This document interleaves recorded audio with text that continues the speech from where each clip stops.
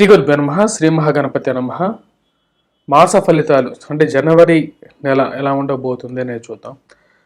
జనవరి నెలలో ద్వాదశ రాశుల వారికి ఎలా ఉండబోతుందని తెలుసుకునే ముందు ముఖ్యంగా గ్రహ గతులు ఎలా ఉన్నాయనేది చూద్దాం. మనం చూసినట్లయితే రాహు తన యొక్క రాశి వచ్చేటప్పటికి మీనంలో సంచారం చేస్తున్నాడు. మీనంలో సంచారం చేస్తున్నటువంటి రాహు వచ్చేటప్పటికి రేవతి నక్షత్రం 4వ పాదంలో ఉన్నాడు. అలాగే గురువు వచ్చేటప్పటికి వక్రగతిన సంచారం చేస్తున్నాడు. డిసెంబర్ 31వ తారీఖుతో పురోగమన స్థితులకు మారబోతున్నాడు అన్నమాట. అశ్విని నక్షత్రం 4వ పాదంలో సంచారం అనేది జరుగుతూ ఉన్నది.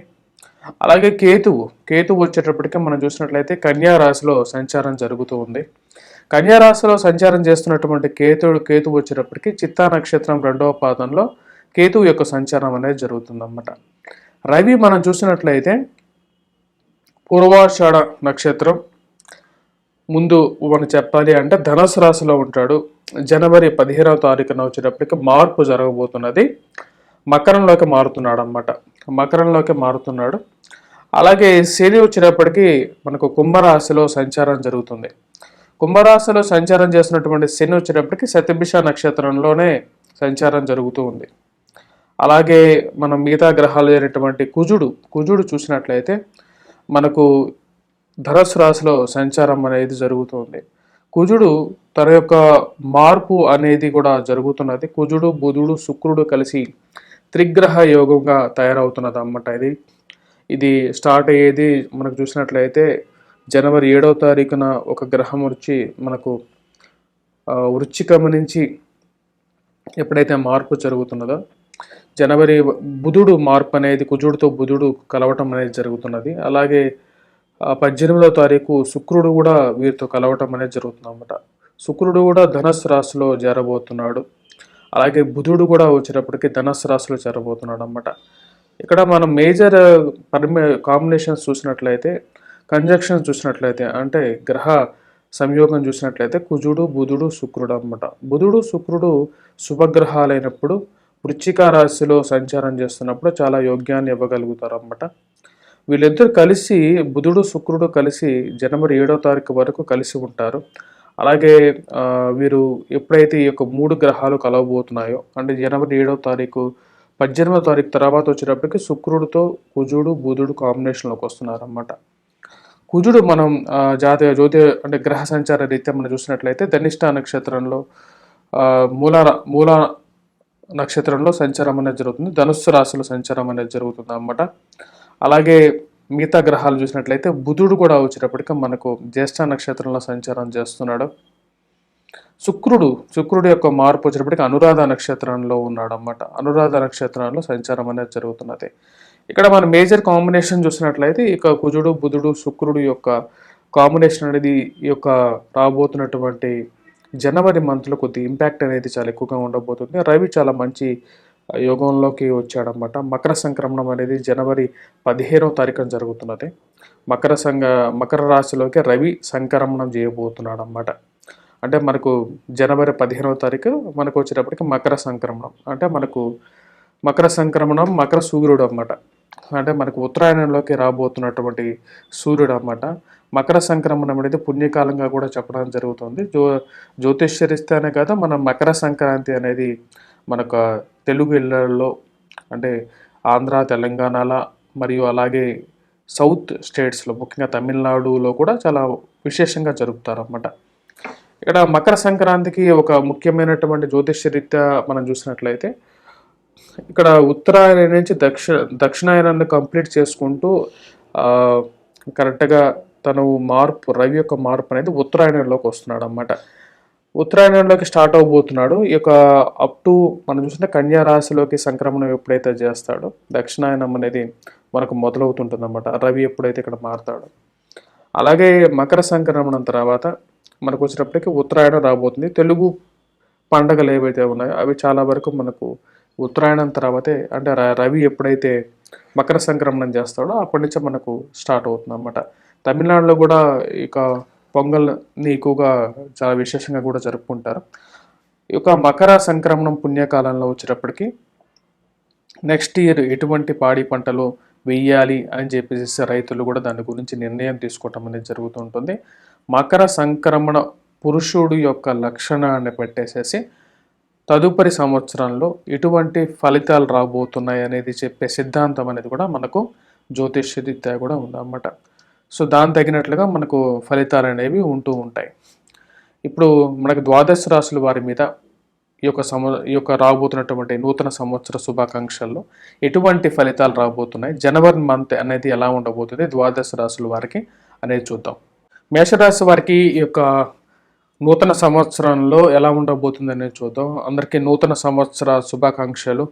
మా యొక్క ఛానల్ని మీరు ఆదరిస్తున్నందుకు మరియు అలాగే సబ్స్క్రైబ్ చేయండి, సపోర్ట్ చేయండి. కొత్త సంవత్సరంలో అందరికీ శుభం కలగాలని చెప్పి కూడా నేను కోరుకుంటున్నాను. మేషరాశి వారికి ఎలా ఉండబోతుంది అనేది చూద్దాం. ఈ కొత్త సంవత్సరంలో మొదటి నెలలో మేషరాశి వారికి అనుకూలమైనటువంటి ఫలితాలు అనేవి గోచరిస్తున్నాయి అన్నమాట. వృత్తి వ్యాపార రీత్యా కూడా అనుకూలంగా ఉంటుంది. దానికి ముఖ్య కారణం రవి రాజ్యస్థానంలోకి చాలా అనుకూలమైనటువంటి స్థానాల్లోకి రాబోతున్నాడు అన్నమాట. నెలలో మొదటి 15 రోజులు అంత అనుకూలంగా లేదన్నమాట. జనవరి 15వ తారీఖు నుంచి కొంచెం రిలాక్సేషన్ అనేది ఉంటుంది.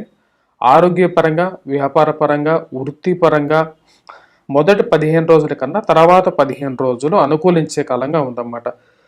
దీనికి ముఖ్య కారణం వచ్చేటప్పటికీ ఒక రాశి వారికి భాగ్యస్థానంలో ఉన్నటువంటి రవి అనుకూల ఫలితాన్ని ఇవ్వడం మారుతున్నాడు అన్నమాట. తను మార్పు జరుగుతున్నది మకర సంక్రాంతి టైంకి. వీరికి వచ్చేటప్పటికి చాలా మంచి స్థానాల్లోకి మేషరాశి వారికి అనుకూలమైనటువంటి ఫలితాన్ని ఇస్తాడు అన్నమాట. అది ఎటువంటి ఫలితం అంటే వృత్తి వ్యాపార రీత్యా కూడా అనుకూలంగా ఉంటుంది. ఫైనాన్షియల్గా కొంచెం అనుకూలంగా అంటే ఈ నెల మొదటిలో పడినటువంటి కష్టాల కన్నా 15వ తారీఖు తర్వాత కొంచెం రిలాక్సేషన్ అనేది ఉంటుంది. డబ్బు ఇవ్వాల్సిన చోట అలాగే డబ్బు రావాల్సిన చోట నుంచి కొంచెం ఒక పాజిటివ్ మూమెంట్ అనేది ఏర్పడుతుంది అన్నమాట. మానసిక చింత అనేది కొంచెం తగ్గుతుంది. ఆరోగ్యంలో అనుకూలత పొందగలుగుతారు. విద్యార్థులకి కూడా అనుకూలించే కాలంగా కూడా ఉంటుందన్నమాట. ఈ యొక్క రాశి వారిని మనం బాగా గమనించినట్లయితే పంచమాధిపతి అయినటువంటి రవి రాజస్థానంలోకి రావటం వల్ల వృత్తిలో అనుకూలత అంటే చేసేటువంటి పనిలో చేసే చోట అనుకూలత పొందగలుగుతారు. వ్యాపారంలో అప్రైజ్ అనేది ఉంటుంది. అంటే చేస్తున్నటువంటి వ్యాపారంలో సంపాదన అనేది అనుకూలిస్తుంది అన్నమాట. ఎందుకంటే 15వ తారీఖు వచ్చినటువంటి రవి నెల రోజులు అంటే ఫిబ్రవరి 15వ తారీఖు వరకు కూడా ఇక్కడే ఉంటాడు. అంటే మకరంలో ఉంటాడు కాబట్టి మకరంలో ఉన్నటువంటి రవి వచ్చినప్పటికి మేషరాశి వారికి పూర్తి అనుకూలమైనటువంటి ఫలితాలు ఇస్తాడన్నమాట. ఈ యొక్క రాశి వారికి అయితే కొన్ని విషయాల్లో ముఖ్యంగా శత్రువులని గమనిస్తూ ఉండాల్సినటువంటి ముఖ్యమైన సూచనగా కూడా చెప్పవచ్చు. శత్రువులు అంటే ఆరోగ్యం కానీ లేకపోతే పరోక్ష శత్రువులు అంటే ఎవరైతే కనపడేవాళ్ళు పరోక్ష శత్రువులు, ఆరోగ్యం కూడా ఒక శత్రువుగానే చెప్పచ్చు అన్నమాట. హెల్త్ గురించి కొద్దిగా ఎక్కువగా జాగ్రత్తగా తీసుకోవాలి. డబ్బు అనేది ఖర్చు పెట్టేటప్పుడు జాగ్రత్తగా ఉండాలన్నమాట. దుష్ట స్నేహితులని కొద్దిగా దూరంగా ఉంచుకోవటం అనేది ముఖ్యం. పక్కనే తిరుగుతూ ఎక్కువగా దెబ్బతీసే వాళ్ళు ఎక్కువగా ఉంటూ ఉంటారు కాబట్టి. ఎందుకంటే ఇక్కడ రాహు 1000 స్థానంలో ఉన్నప్పుడు దుర్వ్యయం అనేది ఎక్కువగా ఖర్చు అవుతూ ఉంటుంది. కానీ ఇక రాశి వారికి లాభస్థానంలో శని చాలా మంచి యోగ్యకారకమైనటువంటి స్థానంలో ఉన్నప్పుడు వృత్తిరీత్యా అంచెలంచెలుగా ఎదగటానికి ఎక్కువగా అవకాశం అనేది గోచరిస్తున్నది.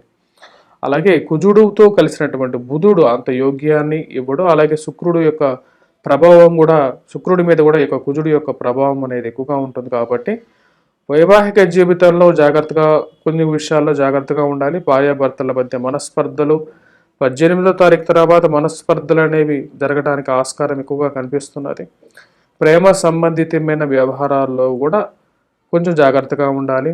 లివింగ్ రిలేషన్షిప్స్లో కూడా కుజుడు శుక్రుడు కలిసినప్పుడు అంత అనుకూలమైనటువంటి ఫలితాన్ని ఇవ్వరన్నమాట. ఈ కాంబినేషన్ అయితే త్రిగ్రహ యోగం ఏర్పడింది కదా, ఈ యొక్క ఏర్పడినటువంటి యోగం అనేది అంత కరెక్ట్గా ఇవ్వదన్నమాట. అన్య స్త్రీ అన్న పురుషుడితో సత్సంబంధాలని మరియు అది మంచి యోగంగా కూడా చెప్పడం జరగదన్నమాట. అలాగే కుజుడు భాగ్యస్థానంలో ఉన్నా సరే కొంచెం అనుకూలమైనటువంటి ఫలితాన్ని ఇవ్వడన్నమాట. శుక్రుడు ఇచ్చినప్పటికీ కూడా ఈ యొక్క కాంబినేషన్లో కలిసినప్పుడు ఏమంటే ఈ యొక్క 3 గ్రహాలు కలిసినప్పుడు అంత యోగ్యాన్ని ఇవ్వడు కాబట్టి ఈ యొక్క రాశి వారు కొన్ని విషయాల్లో ఇందా చెప్పినటువంటి విషయాల్లో వైవాహిక జీవితంలో మనస్పర్ధలు గురి కావడానికి ఎక్కువగా స్కోప్ అనేది ఎక్కువ కనపడుతూ ఉన్నది 18వ తారీఖు తర్వాత. కాబట్టి ఆ యొక్క విషయాల్లో జాగ్రత్తగా ఉండాలి. నూతన సత్సంబంధాలు ఏర్పరచుకోవటానికి వైవాహిక జీవితంలో అడుగు పెట్టడానికి ఇది అంత యోగ్యకారకమైనటువంటి కాలంగా కూడా గోచరించట్లేదు. దీనికి కారణం వచ్చేటప్పటికి గురువు నుంచి 12వ ఇంట్లో ఎప్పుడైతే రాహు ఉంటాడో గురువు వేద స్థానంలో రాహు ఉన్నట్టుగా చెప్పడం జరుగుతుంది.